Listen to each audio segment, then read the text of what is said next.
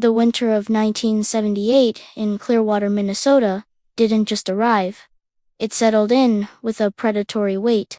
By mid-December, the landscape was a study in stark whites and bruised purples, where the wind whipped across the frozen surface of the Mississippi River and carved deep, jagged drifts against the sides of modest farmhouses. Clearwater was the kind of town where the geography was defined by the distance between neighbors and the reliability of your wood stove. It was a place where Minnesota nice wasn't just a phrase, but a survival mechanism, a quiet agreement to look out for one another while respecting the vast, lonely silence of the rural North. But on the night of December 15th, that silence was about to be shattered by a drifter whose internal landscape was far more jagged and frozen than the fields of Stearns County. To understand the tragedy that was about to unfold, you have to see the Huling family not as a set of statistics, but as a vibrant, struggling, and fiercely loving unit. At the center of it all was Alice Huling. At 35, Alice was a woman of quiet, granite-like strength. She was a single mother in an era and a place where that wasn't always easy, working long hours to provide for her 5 children. She had a face that carried the weariness of the workday, but would instantly soften when she looked at her kids. She was the anchor, the one who made sure the woodpile was high and the pantry was stocked, even when the budget was thin. On this particular Friday night, the Huling home was supposed to be a sanctuary from the biting cold, a place of warmth, laughter. Her children were a lively spectrum of personalities. There was Susan, 13, who was just beginning to step into that awkward, beautiful threshold of teenagehood. Patty, 12, with a quick smile and an energetic spirit. And Wayne, 11, who still had the soft features of childhood but was eager to help his older brother. The eldest was Billy, 15, a boy who was quickly becoming the man of the house, possessing a protective instinct that would soon be tested in a way no child should ever endure. They were a family that leaned on each other, their lives intertwined in the small, messy joys of a crowded house. As the sun dipped below the horizon, casting long, skeletal shadows across their yard, they had no way of knowing that a literal monster was idling his car just a few miles away. That monster was Joseph Torrey Jr.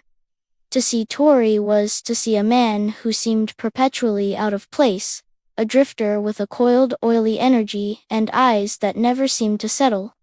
He was 27 years old, but he carried a darkness that made him seem older and far more dangerous.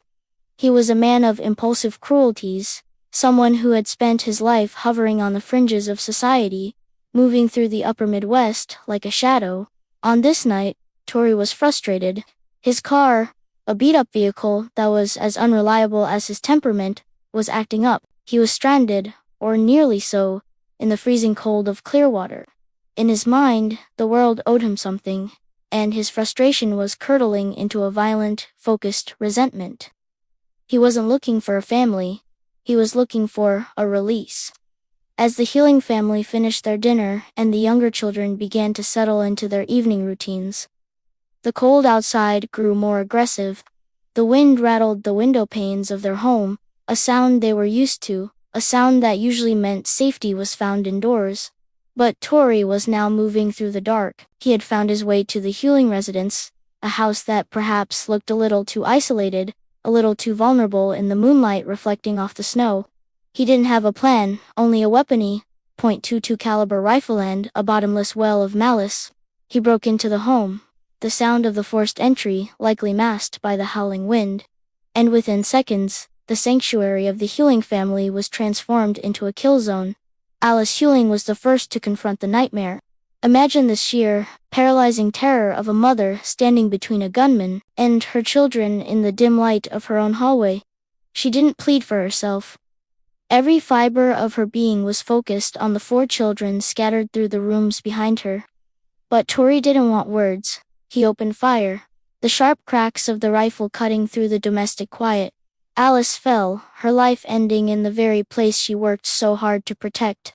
Then, with a systematic, chilling detachment, Torrey moved through the house. Susan, Patty, and Wayne children who should have been dreaming of Christmas or school or the next day's play, were executed in their beds or as they tried to hide. It was a slaughter that defied logic, a burst of senseless violence that left the air heavy with the smell of gunpowder and the sudden, horrific absence of life. But the darkness didn't claim everyone. Billy Huling, the 15-year-old who had spent his life looking out for his siblings, was in his room when the chaos erupted. He heard the shots. He heard the heavy, unfamiliar footsteps of a man who didn't belong in their home. In a moment of sheer, instinctive bravery, Billy didn't freeze. He realized that to stay was to die. As Tori moved through the other rooms, Billy managed to slip out into the brutal Minnesota night. He ran into the sub-zero temperatures, his breath hitching in his chest, his mind reeling from the sounds of the massacre he had just escaped. He ran through the deep snow, the cold biting at his skin, fueled by a terrifying mix of adrenaline and grief. He was the sole witness to the end of his world, a 15-year-old boy running through the frozen dark to find someone, anyone, who could help.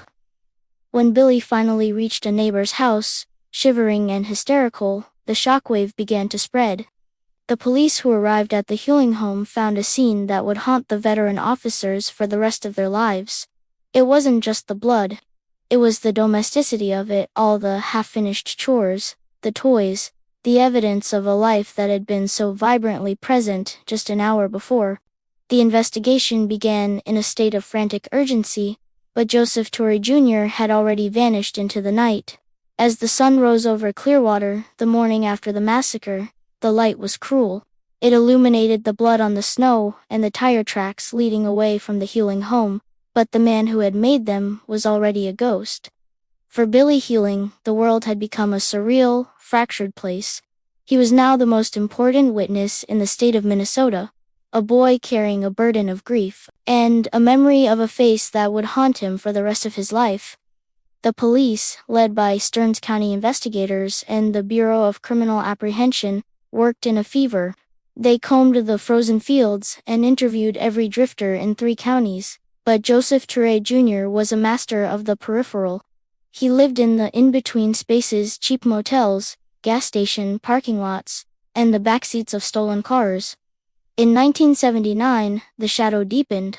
In Afton, Minnesota, 18-year-old Marlise Wohlenhaus was beaten to death in her home. At the time, police didn't officially link the Afton murder to the Clearwater massacre, but the common thread was Joseph Torres' car, circling the suburbs like a shark in shallow water.